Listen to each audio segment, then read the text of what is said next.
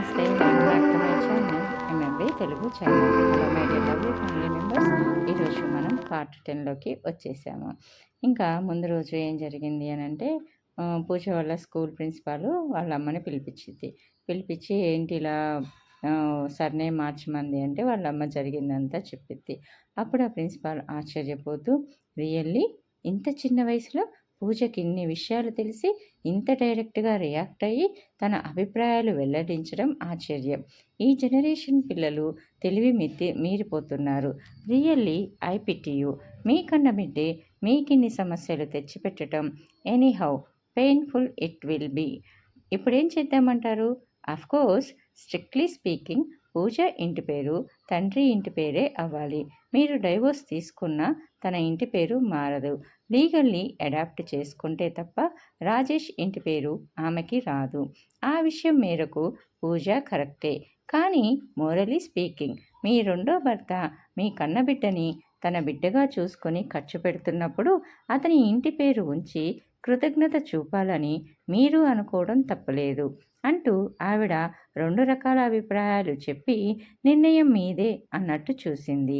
అందుకు అర్చన, అనడానికి ఏముంది మేడం, దానికి ఏది ఇష్టమో అదే చేయండి. బలవంతంగా అతన్ని తండ్రిగా అంగీకరింప చేయలేం కదా, మీరు దానికి కావలసినట్టే చేయండి అంది నిర్లిప్తంగా. అర్చన మనస్సంఘర్షణ ఆవిడికి అర్థమయ్యింది. అలా అయితే పిల్లకి గార్డియన్గా మీరు అప్లికేషన్ రాసి ఇవ్వండి అంది. అర్చన కాగితం అందుకొని అప్లికేషన్ ఫారం పూర్తి చేసి ఇచ్చింది. మనం ఎంతో పురోగమిస్తున్నాం అనుకుంటున్నాం, చదువుకుంటున్నాం, ఉద్యోగాలు చేస్తున్నాం, ఆర్థిక స్వాతంత్రం సంపాదించుకుంటున్నాం, వేష భాషల్లో ఆధునికత సంపాదించుకున్నాం. కానీ స్త్రీ సాంప్రదాయపు కట్టుబాట్లు అధిగమించి అడుగు ముందుకు వేస్తే కన్నబిడ్డలే అంగీకరించరని మీలాంటి కేసులు దృఢపరుస్తున్నాయి. ఓ ఆడది భర్త చేతిలో అవమానాలు, హింస అనుభవిస్తుంటే కడివెడి సానుభూతి అందించే లోకం, అదే స్త్రీ ఆ భర్తని కాదని గడప దాటి వెళితే హర్షిస్తుంది సమాజం. సమాజం దాకా ఎందుకు, మన కడుపున పుట్టిన బిడ్డలే హర్షించరు.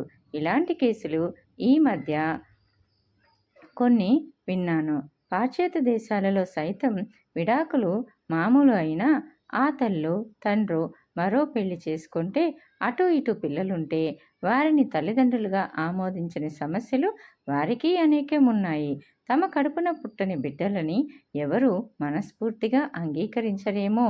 ఎటొచ్చి మీ కేసులో మీ భర్త ఆమెని బిడ్డగా ఆదరిస్తున్నా పూజ అంగీకరించకపోవడం రివర్స్ అనుకోండి.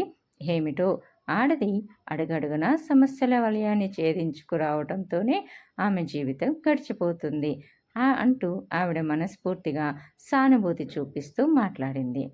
Don't worry Mrs Archana, I will also talk to her అంది ప్రిన్సిపాలు. ఎవరు మాట్లాడినా మారే రకం పిల్ల కాదులే అనుకుని అర్చన లేచి థ్యాంక్స్ చెప్పి బయటికి నడిచింది. అప్పుడే లంచ్ బెల్ అయ్యింది. పిల్లలంతా గార్డెన్లో తలో మూల చేరి లంచ్ బాక్సులు తెరిచి తింటున్నారు. అర్చన పూజ కోసం 4 మూలలా చూసింది. పూజ, తన్మయ ఓ మూలగా ఉన్నారు.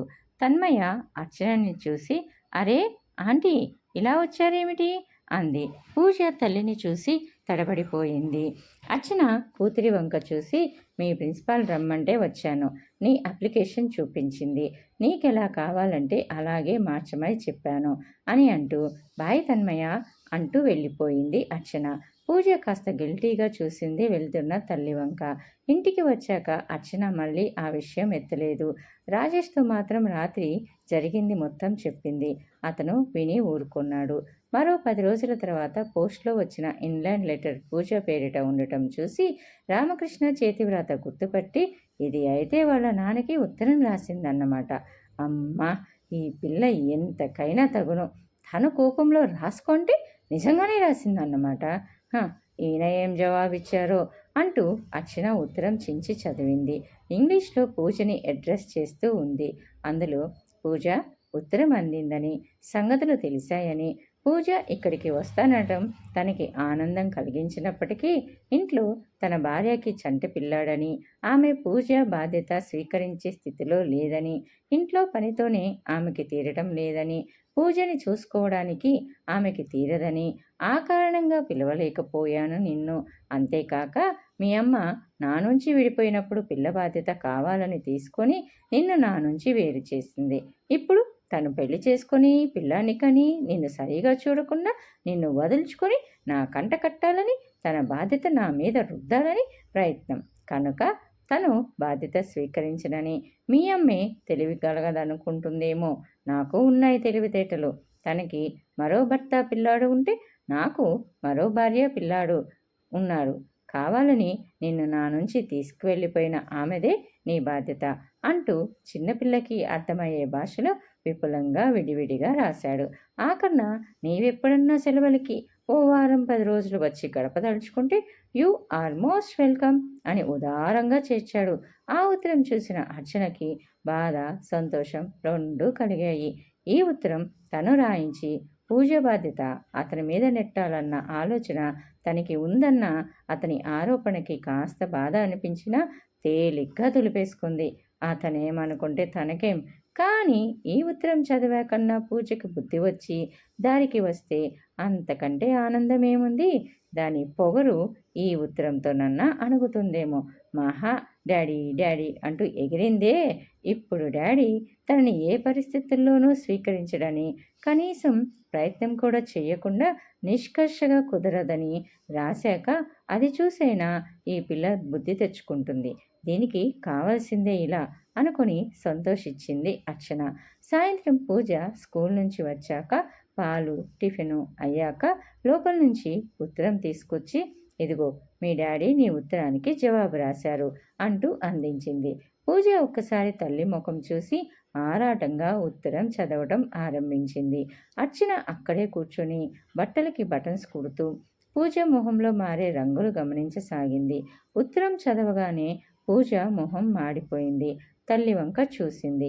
అర్చన మొహంలో కనపడని నవ్వు చూడగానే ఉక్రోషంగా నా ఉత్తరం నీవెందుకు చించి చదివావు అని ఎగిరింది.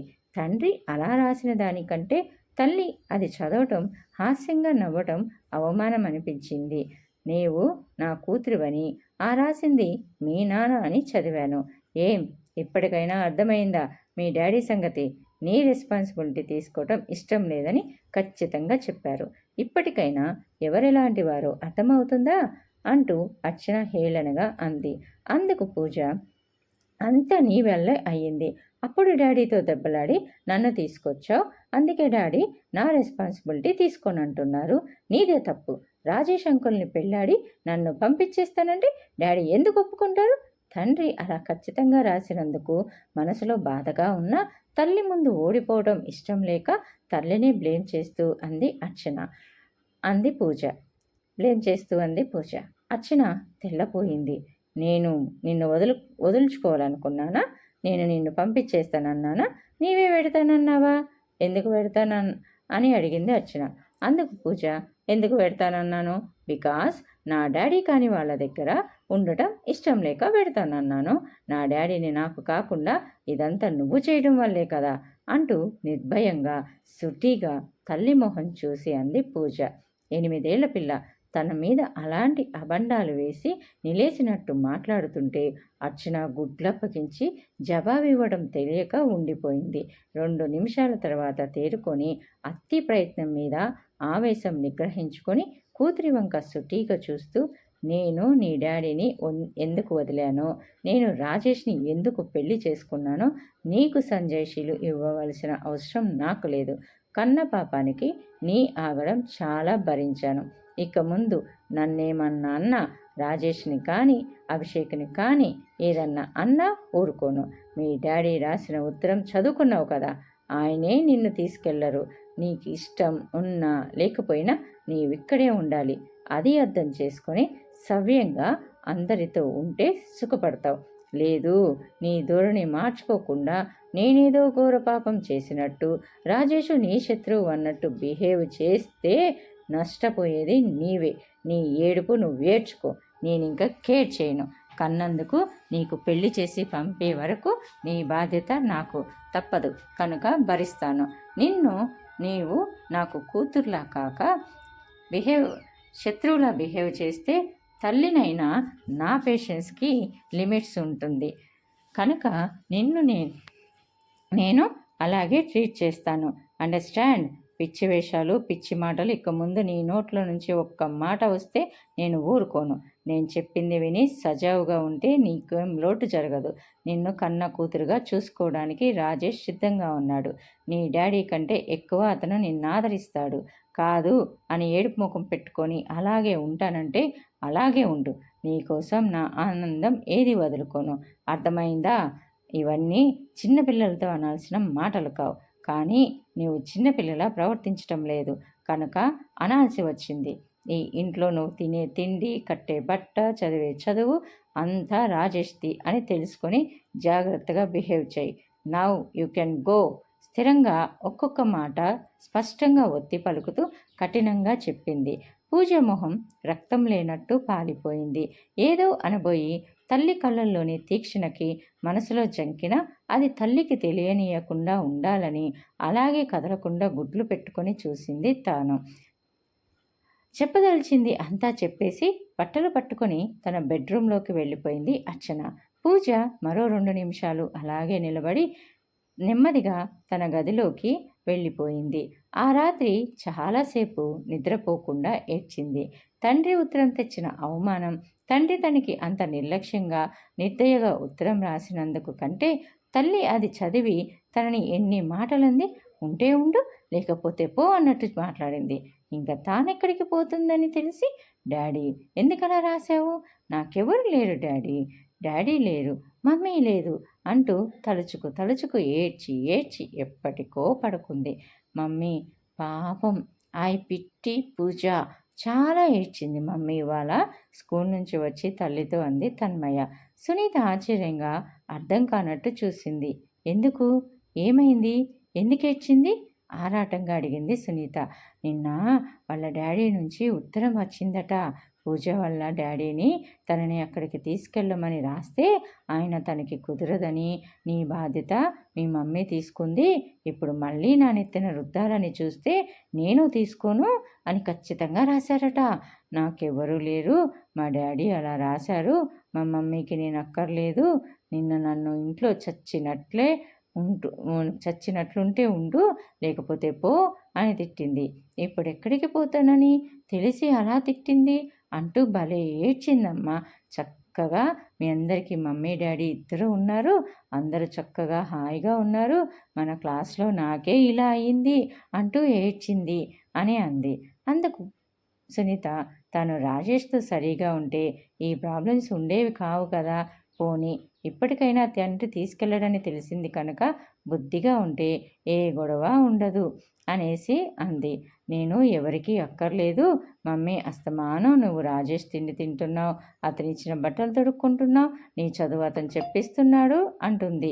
ఛీ, నాకు ఆ తిండి తినాలని లేదు, నాకు ఆ చదువుకోవాలని లేదు అంటూ లంచ్ పారేసిందమ్మా అంటూ తన్మయ చెప్పింది సానుభూతితో. తిండి తినకుండా ఎన్నాళ్ళుంటావు అని అడిగితే ఇలా తినకుండా చచ్చిపోతాను అంటూ మాట్లాడింది పూజ అనేసి అంది తన్మయ. బాగుంది ఈ పిల్ల గొడవ. అనవసరంగా సుఖానున్న ప్రాణాన్ని దుఃఖాన పెట్టుకొని తనకి సుఖం లేకుండా వాళ్ళకి లేకుండా చేస్తుంది అని అంది సునీత.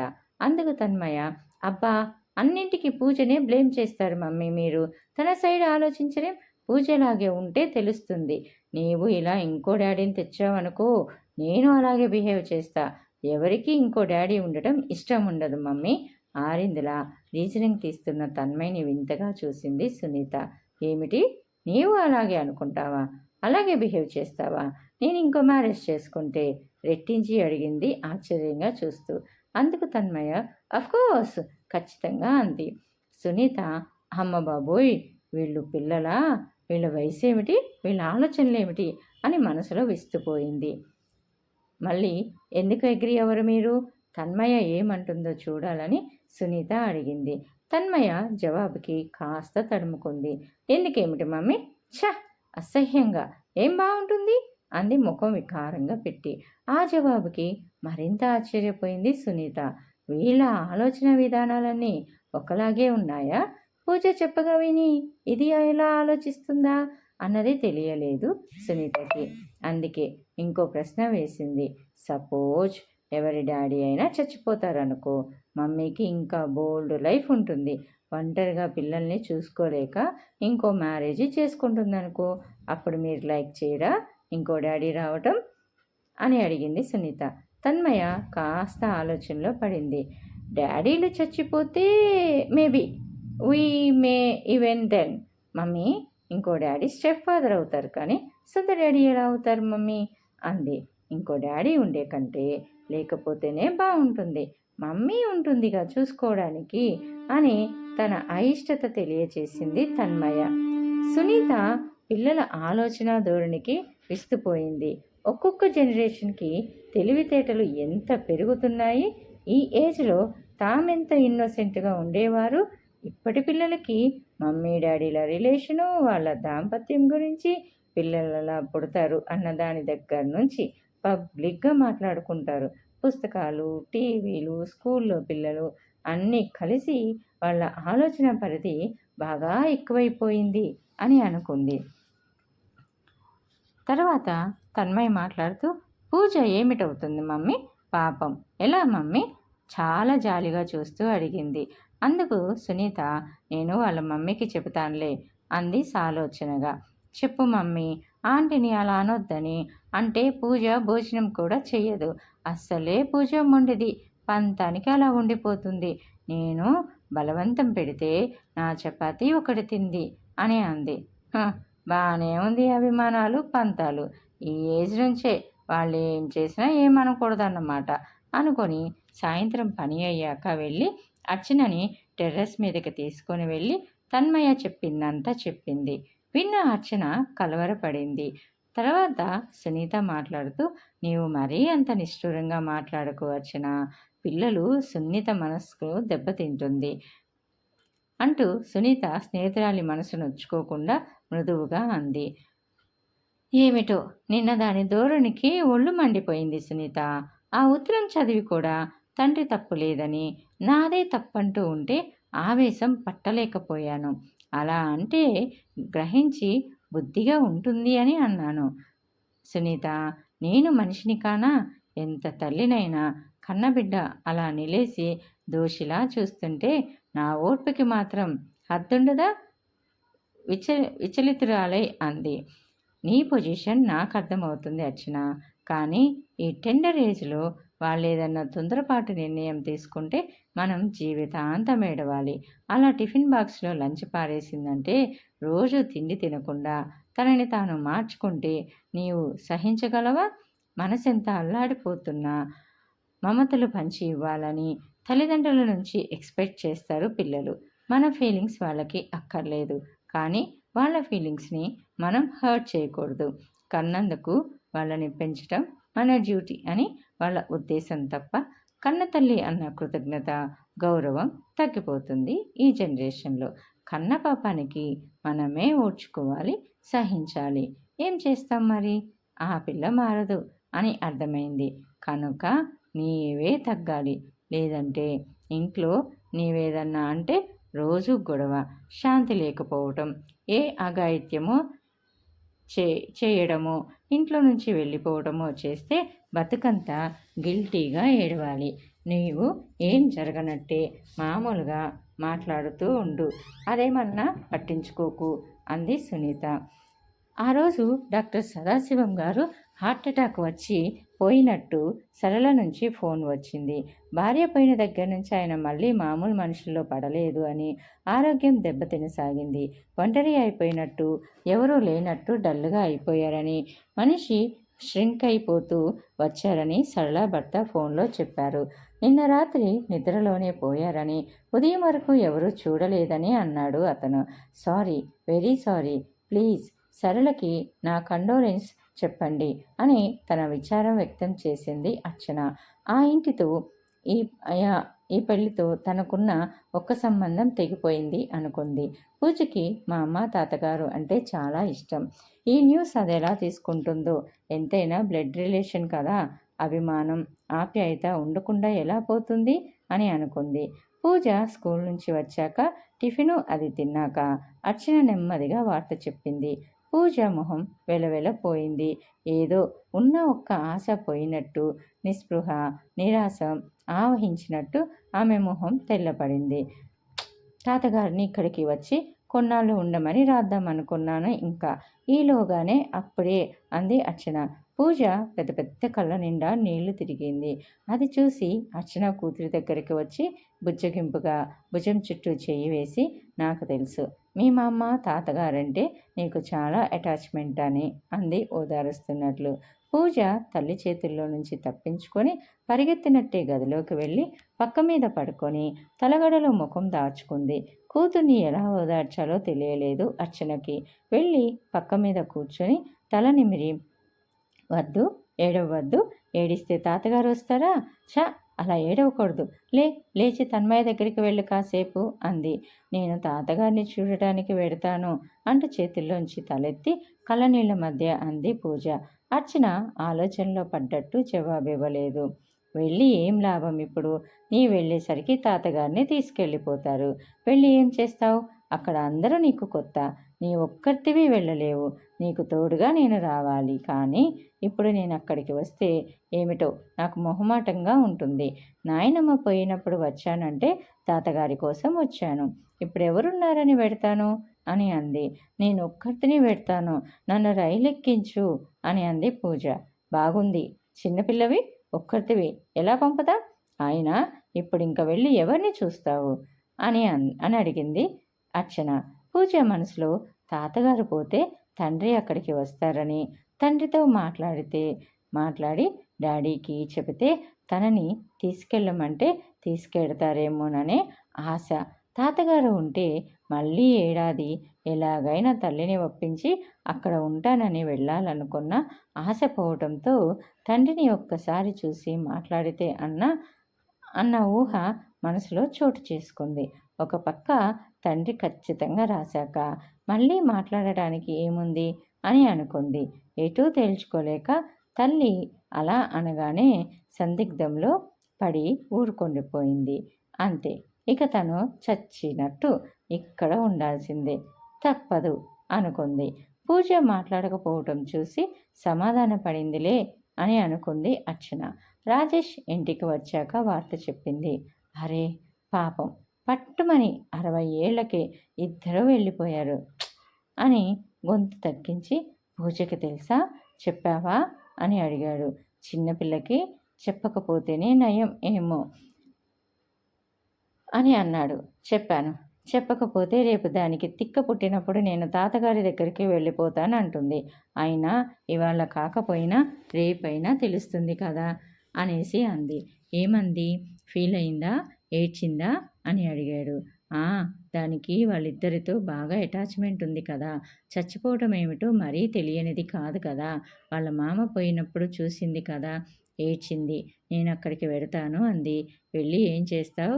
ఇప్పుడు ఇంకెవరున్నారు అక్కడ అని అన్నాను అని చెప్పింది అర్చన.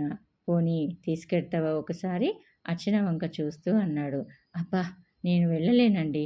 వాళ్ళ మధ్య నాకేదో ఊపిరి ఆడనట్టు ఉంటుంది. క్రితంసారి మా మామగారి ముఖం చూసి వెళ్ళాను. ఇప్పుడు ఇంకెవరి కోసం వెళ్ళటం? విని ఊరుకుందులేండి, రెట్టించకుండా అంటూ నెమ్మదిగా అంది. ఆ సంభాషణ అక్కడితో ఆగిపోయింది. కానీ విన్న పూజకి మాత్రం తాతగారు పోవటంతో తనకెవరూ ఇంకా అస్సలు లేరన్న భావం మరింత బలపడింది.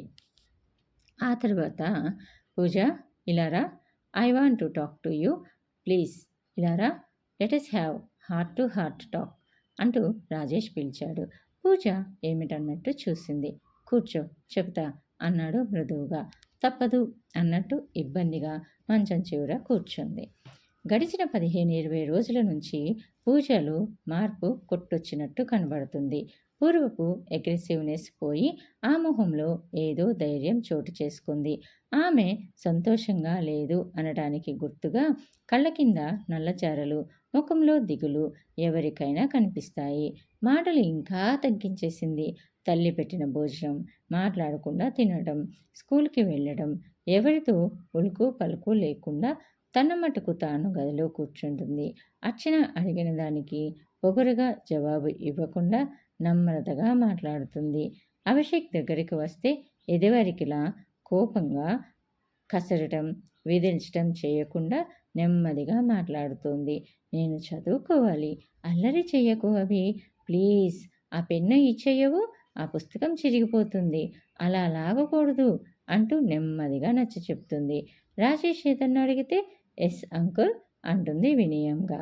ఈ గౌను వద్దు, ఆ డ్రెస్సు వద్దు, ఈ బూట్లు బాగాలేవు అంటూ అలగటం, సాధించటం అన్నీ మానేసింది. ఏదో పోగొట్టుకున్న దానిలా బతక్క తప్పదు అన్న నిరాశ నిస్పృహ చోటు చేసుకున్న దానిలా బితుకు బితుకుమని ఉండసాగింది. కూతురి ప్రవర్తనలో మార్పు వారం రోజులుగా కానీ అర్చన గుర్తించలేకపోయింది. ఇదేమిటి ఇంత బుద్ధివంతురాలైపోయింది? ఆ అగ్రెసివ్నెస్ అంతా ఏమైపోయింది? ఎందుకిలా ఉంది అనుకుంది. ఏదన్నా అడిగితే ఒంట్లో బాగోలేదా అంటే బాగుంటుంది అంటుంది. తాతగారు పోయారని బెంగ అంటే లేదని తల అడ్డంగా తిప్పుతుంది. ఏమన్నా కావాలా అంటే అక్కర్లేదు అంది. ఎన్నోసార్లు పూజని ఎన్నో విధాలుగా అడిగినా సరైన జవాబు రాబట్టలేకపోయింది. కూతురిలో మార్పు కుట్టొచ్చినట్టు కనపడసాగింది. సునీతతో రాజేష్తోనూ అంది. రాజేష్ కూడా అర్చన చెప్పాక ఆమె మూమెంట్స్ కనిపెట్టి పూజలో మార్పుకి ఆశ్చర్యపడ్డాడు. అవును అర్చన, పూజ హఠాత్తుగా ఎందుకిలా మారిందంటావు అని సునీత అడిగింది ఓ రోజు. అదే అర్థం కాక నిన్ను అడుగుతున్నాను అని అంది అర్చన. నాకు అనిపిస్తుంది వాళ్ళ డాడీ ఉత్తరం వచ్చిన దగ్గర నుంచి ఇలా ఇలా ఉందనిపిస్తుంది.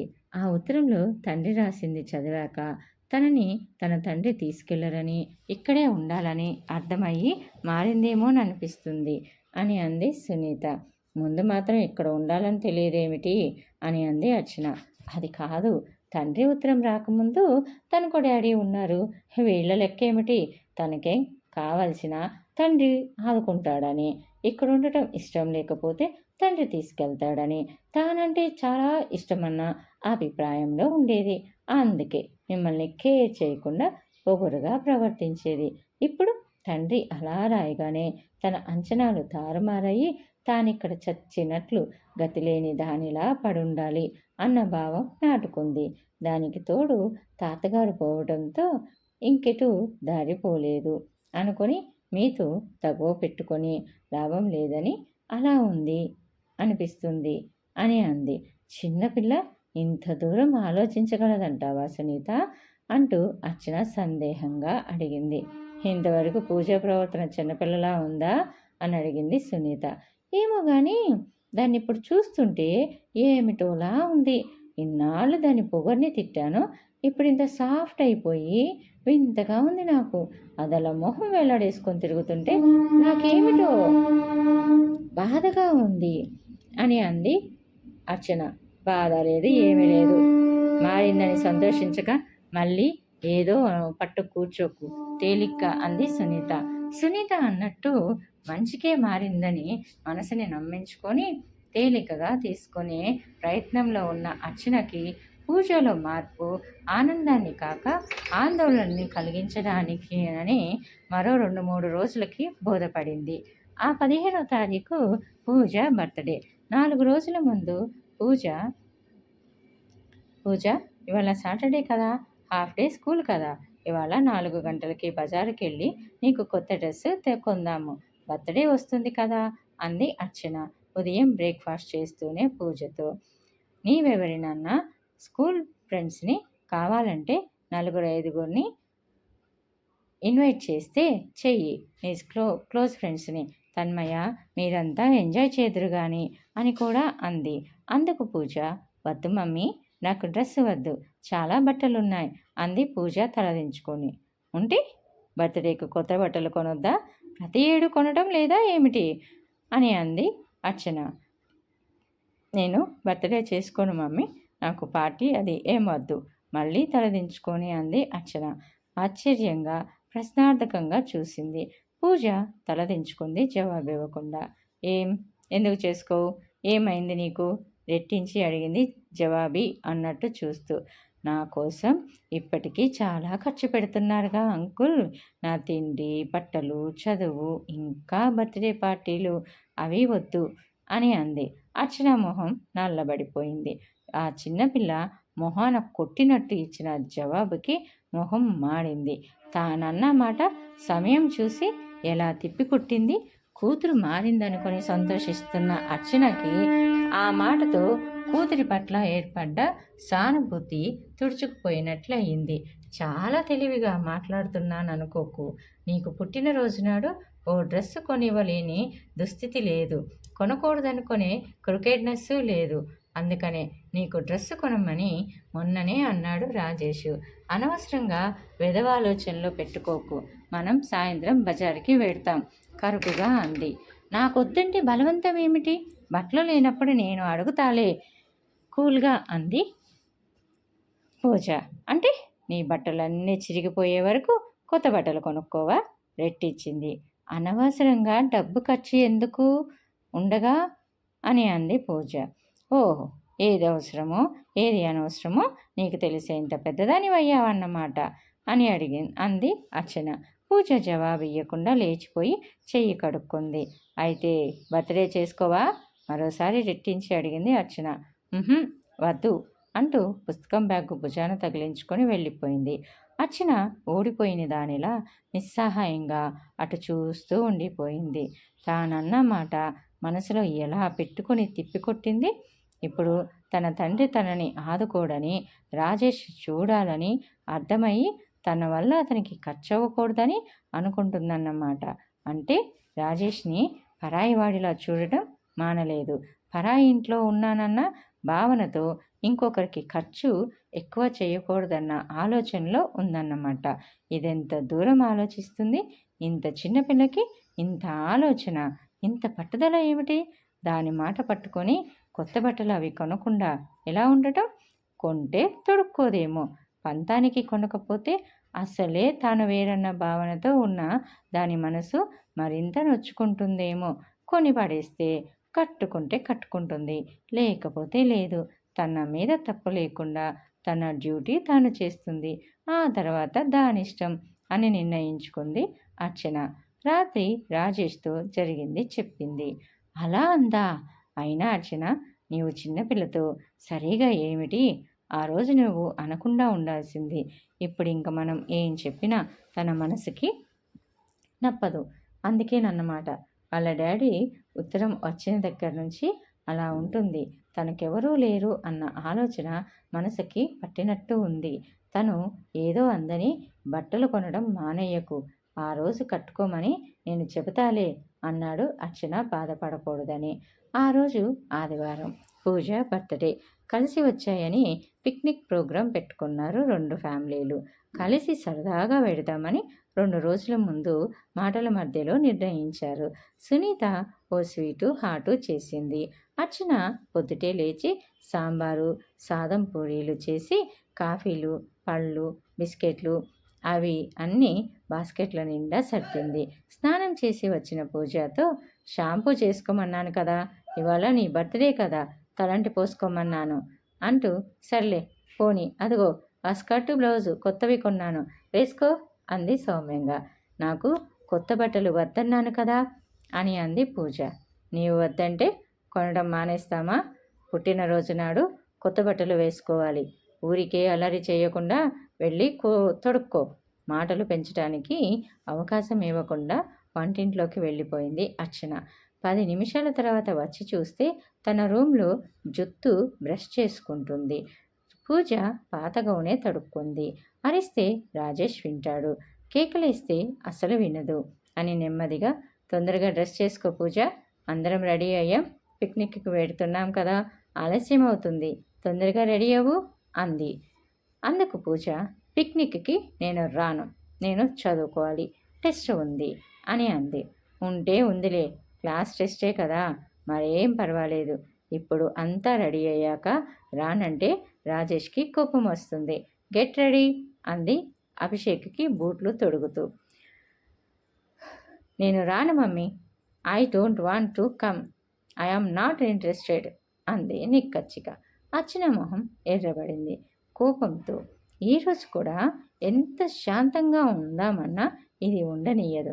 సరదాగా వెళదామని ప్రయాణం పెట్టుకుంటే ఇది మళ్ళీ గొడవలు ఉదిస్తుంది. ఏం పిల్లనిచ్చావు భగవంతుడా అని కోపం విరక్తితో అర్చన సహనం దిగజారిపోయింది. కళ్ళు పెద్దవి చేసి తీక్షణంగా చూసింది కూతుర్ని. పూజ, ఏదో గొడవ చేయిందే, నీకు తోచదా? రానంటున్నా, అందరూ వెడుతుంటే రాక ఎక్కడుంటావు? ఏమిటే నీతో నాకు ఈ బాధలు? నన్ను ప్రశాంతంగా బతకని ఈ ఒక్కరోజైనా. కోపం దుఃఖంతో అర్చన గొంతు వణికింది. అందుకు పూజ తడుముకోకుండా, ఇంట్లోనే ఉంటాను, నాకేం భయం ఏమిటి, సాయంత్రానికి వచ్చేస్తారుగా మీరు, వండినవి తింటాను అంది. అర్చన ఏదో అనబోయేటంతలో కారులో సామాను సర్ది పైకి వచ్చిన రాజేషు తల్లి కూతుళ్ళ మొహాలు చూసి ఏదో జరిగిందని గ్రహించి, ఏమిటి పూజ ఇంకా రెడీ కాలేదు అన్నాడు. అది రాదట పిక్నిక్కి. అర్చన ఉక్రోషంగా అంది. ఎందుకు రాదు? ఏం పూజ, ఏమైంది ప్రశ్నార్థకంగా అన్నాడు. ఏం అవలేదు అంకుల్, నేను చదువుకోవాలి, టెస్ట్ ఉంది నమ్రతగా అంది. కొంపే మునగదు, ఒక్కరోజు చదవకపోతే.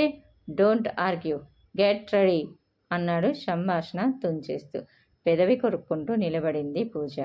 పూజ గంభీరంగా పిలిచాడు రాజేష్. నిన్నొక్కరిని ఇంట్లో వదిలి వెళ్ళడం మేము, నీవు రాకపోతే మేము వెళ్ళం. అంతా రెడీ అయ్యాక ఇప్పుడు మానేస్తే అంకుల్ వాళ్ళు ఫీల్ అవుతారు. So get ready, don't waste my patience అన్నాడు సుటీగా చూస్తూ పూజ కళ్ళల్లోకి. పూజ విసురుగా జోళ్ళు వేసుకోబోయింది. బట్టలు మార్చుకో, ఆ కొత్త బట్టలు వేసుకొని రా అంటూ గదిలో నుంచి బయటికి వెళ్ళాడు. తల్లిని మింగేసేటట్టు చూసి విసురుగా కొత్త బట్టలు ప్యాకెట్ అందుకొని చర్రన బట్టలు లాగి వేసుకున్న గౌను ఊడదీసి కింద పారేసి విసురుగా బట్టలు తొడుక్కొని చకచకా ఎవరి వంకా చూడకుండా కిందికి వెళ్ళి కారులో కూర్చుంది. వస్తున్న కన్నీళ్ళని బిగపట్టింది పెదాల మధ్య. అర్చన, రాజేష్ తాళం వేసుకొని కిందికి వచ్చేసరికి సునీత వాళ్ళు దిగి వచ్చారు. కారులో అంతా సర్దుకున్నారు.